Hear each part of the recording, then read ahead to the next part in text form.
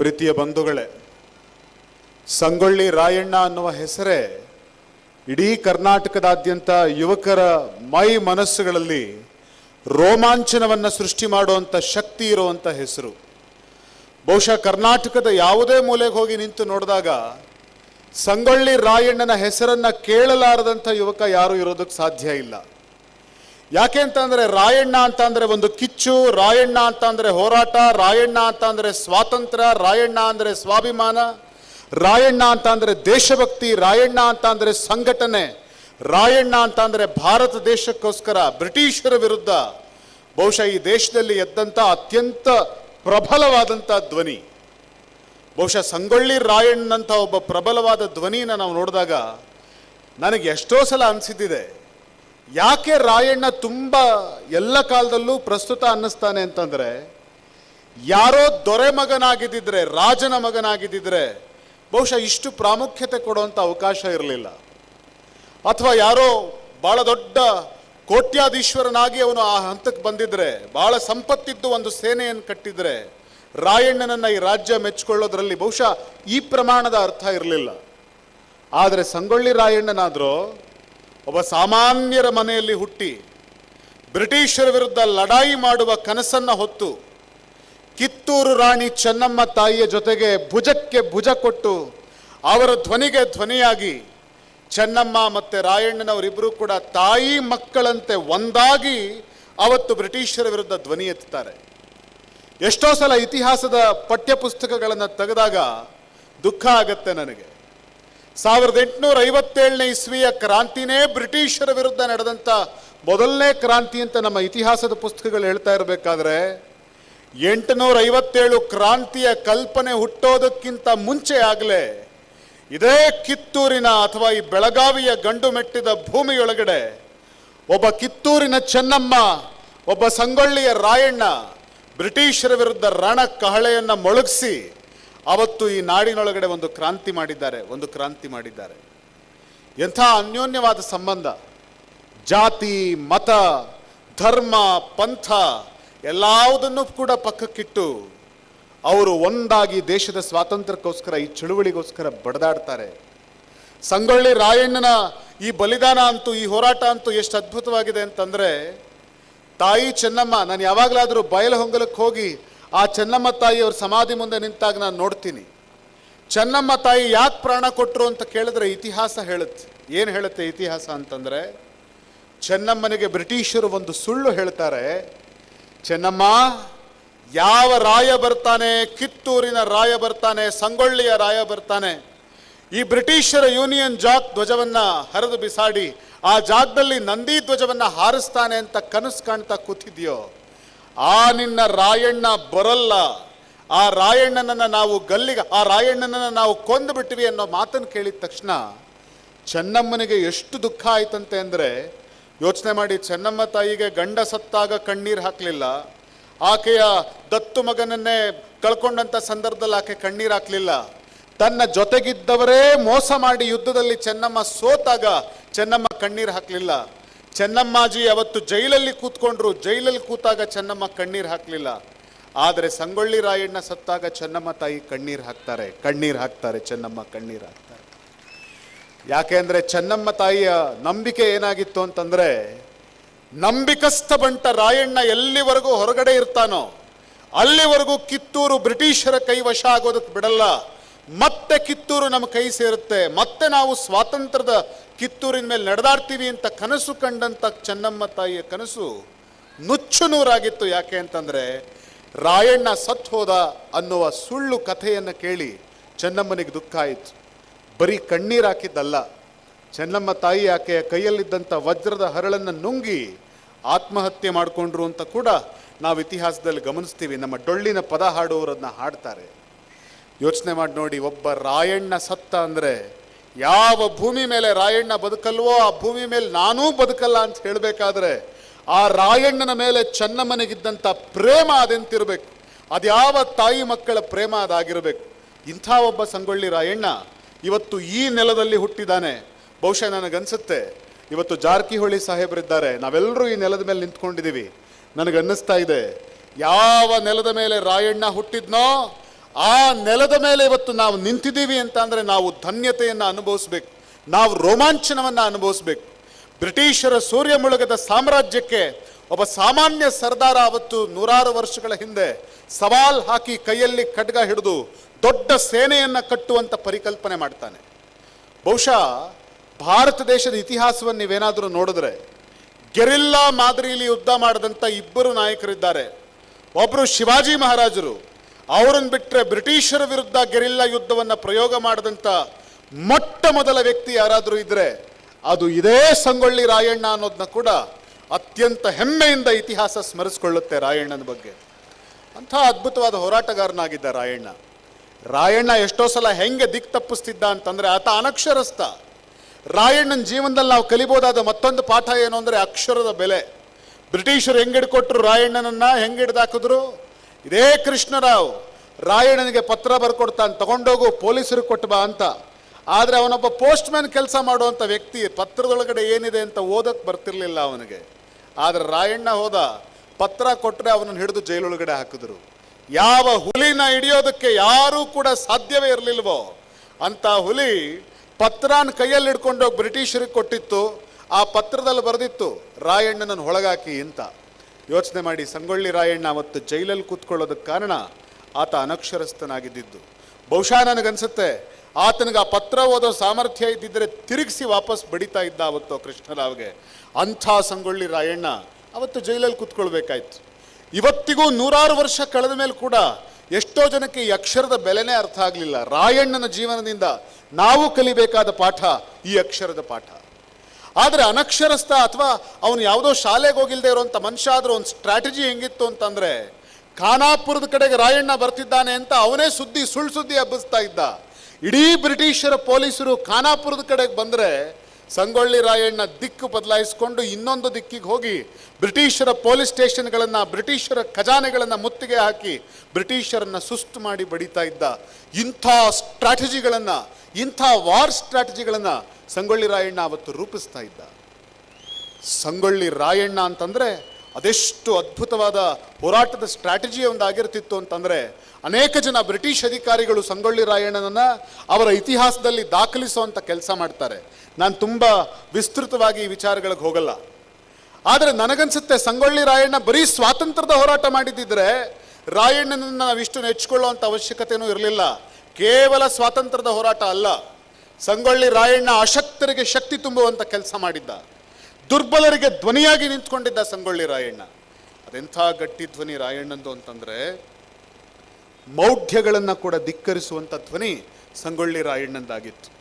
ನಾನೆಷ್ಟೋ ಸಲ ಮಾನವ ಬಂಧುತ್ವ ವೇದಿಕೆಯ ಮೂಲಕ ನಮ್ಮ ಈ ಭಾಗದ ಒಬ್ಬ ನಾಯಕರಾಗಿರುವಂಥ ಜಾರಕಿಹೊಳಿ ಸಾಹೇಬರು ಇಡೀ ರಾಜ್ಯದಲ್ಲಿ ಹೋಗಿದ್ದ ಕಡೆಗಳಲ್ಲೆಲ್ಲ ಅಲ್ಲಲ್ಲಿ ಅಂಬೇಡ್ಕರ್ ಹೆಸರಲ್ಲಿ ಅಥವಾ ಸಾವಿತ್ರಿಬಾಯಿ ಫುಲೆ ಅವರ ಹೆಸರಲ್ಲಿ, ಮಾನವ ಬಂಧುತ್ವ ವೇದಿಕೆಯ ಹೆಸರಲ್ಲಿ ಮೌಢ್ಯ ಕಂದಾಚಾರಗಳನ್ನು ಧಿಕ್ಕರಿಸುವಾಗ ನನಗನ್ಸುತ್ತೆ, ಎಷ್ಟೇ ಆಗಲಿ ರಾಯಣ್ಣನ ನೆಲದಲ್ಲೇ ಹುಟ್ಟಿರೋ ಮನುಷ್ಯ ಅಲ್ವಾ, ಈ ಮೌಢ್ಯ ಕಂದಾಚಾರವನ್ನು ಎದುರಿಸೋದಕ್ಕೆ ಇಷ್ಟು ಎದೆಗಾರಿಕೆ ಇವರಿಗೆ ಮಾತ್ರ ಇದೆ ಅಂತ ಅನಿಸುತ್ತೆ ನನಗೆ. ಯಾಕೆ ಅಂತಂದರೆ ಎಷ್ಟೋ ಜನ ಇದ್ದರೂ ಕೂಡ ಈ ಎದೆಗಾರಿಕೆಯನ್ನು ಪ್ರದರ್ಶಿಸೋದು ಇವತ್ತಿನ ಅವಶ್ಯಕತೆ. ಅವತ್ತು ರಾಯಣ್ಣ ಬದುಕಿದ್ದ ನಿಜ. ಆ ರಾಯಣ್ಣನ ಆದರ್ಶವನ್ನು ಇವತ್ತಿಗೂ ತಗೊಂಡು ಹೋಗಬೇಕಿರೋದು ಪ್ರತಿಯೊಬ್ಬ ಯುವಕನ ಒಂದು ಆದ್ಯ ಕರ್ತವ್ಯ. ಯಾಕೆ ಸರ್ಕಾರ ಇಷ್ಟೊಂದು ಹಣ ಖರ್ಚು ಮಾಡ್ತಿದೆ? ಯಾಕೆ ಸರ್ಕಾರ ಇಂತಿಂಥ ದೊಡ್ಡ ಉತ್ಸವಗಳನ್ನು ಮಾಡ್ತಾ ಇದೆ?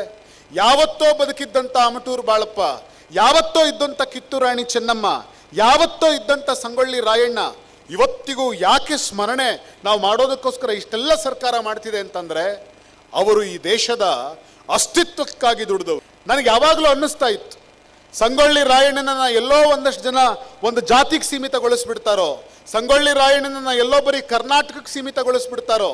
ಸಂಗೊಳ್ಳಿ ರಾಯಣ್ಣ ಎಷ್ಟೋ ಜನಕ್ಕೆ ತಮಿಳ್ನಾಡಲ್ಲಿ ಗೊತ್ತಿಲ್ಲ, ಆಂಧ್ರ ಪ್ರದೇಶದಲ್ಲಿ ಗೊತ್ತಿಲ್ಲ, ಡೆಲ್ಲಿಯಲ್ಲಿ ಗೊತ್ತಿಲ್ಲ, ಕಾಶ್ಮೀರದಲ್ಲಿ ಗೊತ್ತಿಲ್ಲ. ಆದರೆ ಮಹಾತ್ಮ ಗಾಂಧೀಜಿ ಇಡೀ ದೇಶಕ್ಕೆ ಗೊತ್ತು, ನೇತಾಜಿ ಇಡೀ ದೇಶಕ್ಕೆ ಗೊತ್ತು, ಭಗತ್ ಸಿಂಗ್ ಇಡೀ ದೇಶಕ್ಕೆ ಗೊತ್ತು, ತಾತ್ಯಾ ಟೋಪಿ ಇಡೀ ದೇಶಕ್ಕೆ ಗೊತ್ತು. ರಾಯಣ್ಣ ಇಡೀ ದೇಶಕ್ಕೆ ಪರಿಚಯ ಆಗಬೇಕಲ್ಲ, ಹೆಂಗೆ? ಬಹುಶಃ ನನಗನ್ಸುತ್ತೆ ಕಳೆದ ಬಾರಿ ಸರ್ಕಾರವೂ ಕೂಡ ಒಂದು ದಿಟ್ಟ ಹೆಜ್ಜೆಯನ್ನಿಟ್ಟು ಮಾನ್ಯ ಮುಖ್ಯಮಂತ್ರಿಗಳಾಗಿದ್ದಂಥ ಸಿದ್ದರಾಮಯ್ಯ ಸಾಹೇಬರು 200 ಕೋಟಿ ಕೊಟ್ಟು ಯಾವ ಸೈನಿಕನ ಒಬ್ಬ ಹೆಸರನ್ನು ಕೇಳಿದ್ರೆ ಅವತ್ತು ಬ್ರಿಟಿಷರು ನಡುಗ್ತಾ ಇದ್ರೋ ಆ ಸೈನಿಕ ಸಂಗೊಳ್ಳಿ ರಾಯಣ್ಣನ ಹೆಸರಲ್ಲಿ ನಿಮ್ಮದೇ ನೆಲದಲ್ಲಿ ಸೈನಿಕ ಶಾಲೆಯನ್ನು ಕೂಡ ಕಟ್ಟುವಂತ ಒಂದು ಶ್ರೇಷ್ಠ ಕೆಲಸವನ್ನು ಮಾಡ್ತಾ ಇದ್ದಾರೆ. ಬಹುಶಃ ಇದು ಈ ದೇಶದ ಇತಿಹಾಸದಲ್ಲಿ ಅಚ್ಚುಳಿಯದೆ ಉಳಿಬಹುದಾದಂಥ ಕೆಲಸ ಏನು ಅಂತಂದ್ರೆ, ಸೈನಿಕರ ಶಾಲೆಗಳು ರಾಯಣ್ಣನ ಹೆಸರಲ್ಲಿ 200 ಕೋಟಿ ವೆಚ್ಚದಲ್ಲಿ ಸೈನಿಕರ ಶಾಲೆ ಕಟ್ತಾ ಇದ್ದಾರೆ. ಸರ್ಕಾರಕ್ಕೆ ಬಹಳ ಹಿಂದೆ ನಾವು ಕೂಡ ಮನವಿ ಮಾಡಿದ್ವಿ, ಪ್ರಧಾನ ಮಂತ್ರಿಗಳಿಗೆ, RBIಗೆ ಎಲ್ಲ ಕೂಡ ಪತ್ರ ಬರೆದ್ವಿ. ಒಬ್ಬ ರಾಯಣ್ಣನನ್ನ, ಒಬ್ಬ ಸಿಂಧೂರು ಲಕ್ಷ್ಮಣನನ್ನ, ದಕ್ಷಿಣದಲ್ಲಿರುವಂಥ ಅನೇಕ ಜನ ಸ್ವಾತಂತ್ರ್ಯ ಹೋರಾಟಗಾರರನ್ನ ಮಣ್ಣಲ್ಲಿ ಮುಚ್ಚುವಂಥ ಕೆಲಸ ನಡೀತಾ ಇದೆ. ಅವ್ರು ಇಡೀ ದೇಶಕ್ಕೆ ಪರಿಚಯ ಆಗಬೇಕು, ನಾಣ್ಯಗಳ ಮೂಲಕ ಅವ್ರನ್ನ ಇಡೀ ದೇಶಕ್ಕೆ ಪರಿಚಯ ಮಾಡಿ ಅಂತ ಹೇಳಿ ಪತ್ರ ಚಳುವಳಿಯನ್ನು ಕೂಡ ಮಾಡಿದ್ವಿ. ಕಾಯಿನ್ಗಳನ್ನು ಹೊರಗಡೆ ತೊಗೊಂಡು ಬನ್ನಿ ಅಂತ. ಯಾಕೆಂದ್ರೆ ನಾವು ನೋಡಿದ್ದೀವಿ, ಸಿನಿಮಾ ನಟರುಗಳು ಕಾಯಿನ್ಸ್ ಬಂದಿದೆ, ಈಗಾಗಲೇ ರಾಜಕಾರಣಿಗಳ ಕಾಯಿನ್ಸ್ ಬಂದಿದೆ. ಆದರೆ ದೇಶಕ್ಕೋಸ್ಕರ ದುಡಿದವರು, ಮಡದವರು, ಈ ಮಹಾನಾಯಕರ ಕಾಯಿನ್ ಬಂದರೆ ತಮಿಳ್ನವನಿಗನ್ಸುತ್ತೆ ರಾಯಣ್ಣ ಯಾರು ಅಂತ ಒಂದ್ಸಲ ನೋಡ್ತಾನೆ. ಆಂಧ್ರದವನಿಗನ್ಸುತ್ತೆ ಅರೇ ಈ ರಾಯಣ್ಣ ಯಾರು, ರಾಯಣ್ಣ ಅಂಟೆ ಎವರು ಅಂತ ನೋಡ್ತಾನೆ. ಯಾರೋ ದೆಹಲಿಯವ್ನು ನೋಡ್ತಾನೆ, ರಾಯಣ್ಣ ಮತ್ಲಬ್ ಕೌನೆ ಜಿ ಅಂತ ನೋಡ್ತಾನೆ. ಇಡೀ ದೇಶಕ್ಕೆ ರಾಯಣ್ಣನ ಪರಿಚಯ ಆಗಬೇಕು ಅಂದರೆ ಬಹುಶಃ ನನಗನ್ಸೋದು ರಾಯಣ್ಣನ ನಾಣ್ಯಗಳು ಕೂಡ ಬರೋದು ಆಗಬೇಕಿದೆ. ಇವತ್ತಿಂಥದ್ದೊಂದು ಸುಂದರವಾದ ಕೆಲಸ ನಡೀತಾ ಇದೆ.